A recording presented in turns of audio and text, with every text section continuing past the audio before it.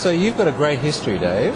Your family is one of the families that stayed in the jewellery industry because you've been able to mould and adapt yourself to new changes that have come along. That's right. That must be in your genes because, as I've heard it, your grandfather was a very inspirational sort of guy that went through quite a scenario in order to get you all here. That's right. Tell us about him. Well, he left his family in Russia at their urging because of conditions where they lived when he was around 12 years old. And he eventually found his way to Paris, where he found a job in the jewelry industry. And at the time that he did that, before 1900, a jeweler made their tools. He also worked as an apprentice. So when you worked as an apprentice, you swept the shop and you did those things that were necessary in the shop for maintenance. And you also constructed the tools of the trade that you would use later in making jewelry and setting stones. And so he did that for a period of time until he became a competent jeweler, and then booked passage to England. And he had a job arranged in London with a goldsmith. And it turned out that the ship he was on sank in the English Channel. And then he learned swimming. He was rescued, but his tools went to the bottom. And so when he was in England, he was delayed in his transition into a more finished jeweler because he had to remake the tools. And so it was a couple of years in the process of doing tool making and refining his bench techniques, and then he was able to emigrate to the United States, where subsequently he brought over really dozens of people that were family or quasi-family that claimed some relationship with him. It turned into something like 13 brothers and sisters, probably none of which were actually related. And they were always worried that the immigration people would come and take them away. Even in the 50s, when I knew these people as senior citizens, there were several of them that were concerned that their papers were fraudulent from the very beginning. So they were the first illegal aliens here. But I had hundreds of cousins, and he was the founder of the family. And although he had died a year after I was born, was respected and loved by all the family that I knew. Yeah. And obviously he was a very adaptive person. He was. He had about a second-grade education. So who was it that started your family business off into the laboratory grading process? Was that your father or was it you? My father was a GIA graduate gemologist from 1953. My dad served in the Army Air Corps in World War II. And under the GI Bill, took the Gemological Institute of American courses at the early 50s. And I still have his little microscope that he used, a little single ocular scope that he got secondhand from the University of Pennsylvania. So, of course, this was the early days of diamond grading.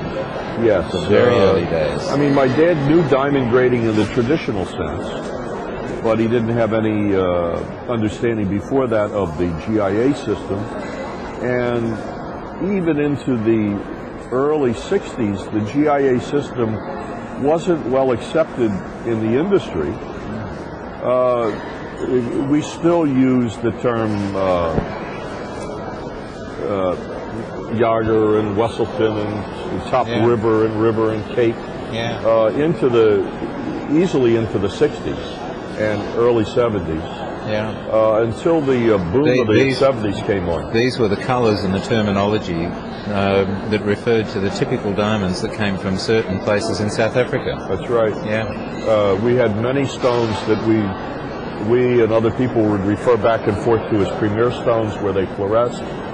And we were one of the few people in Jewelers Row in Philadelphia that had equipment to actually show that there was fluorescence in the stone.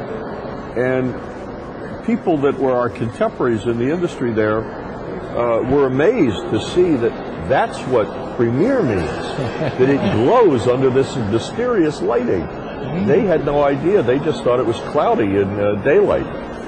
Just like this one glows. Yeah. As we had it out in the street today. Ultra premiere. Yeah. It's super fluorescent. Super Jaeger. Yeah. It's virtually a color change diamond. If you go outside on a sunny day, the facets virtually disappear. It's so fluorescent. But now here the internet has come upon us, and your About page is about you and your family, which for people who want to be able to trust the person who's going to tell them whether this is a good diamond or not, you're showing that you can be trustworthy simply because you are a real person and you're running a real business with other real people, and that charisma comes through in what you do. Right. And that's the wonderful thing that we've found about the internet. It's actually about people. But everybody says the internet's about cold, impersonal, you never get to see it, you never get to feel or touch it. But actually it's about trust. Well, from what I can see, the vendors that I'm familiar with on the internet, they may have more impersonal websites because they're all about selling. However, the ones that are seeming to do well put their personal flavor into their sales.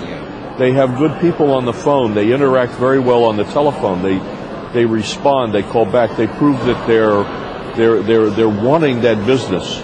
They do what a good bricks and mortar store does. Actually, some of them do it better than a good bricks and mortar store does, and that's the problem for bricks and mortar stores.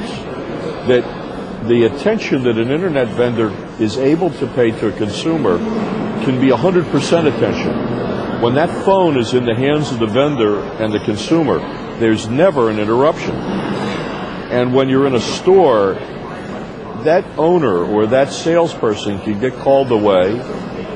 I can't tell you how many salespeople in a store doesn't happen in my store. Get cell phone calls in the midst of a sales presentation. And in the United States, well, you're on the other side of the world, but in the United States, hey, we have cell phones. People are just insensitive to what that does to a presentation, and they destroy themselves. And then they think it's the internet that's killing me, and what it is inattention is killing me.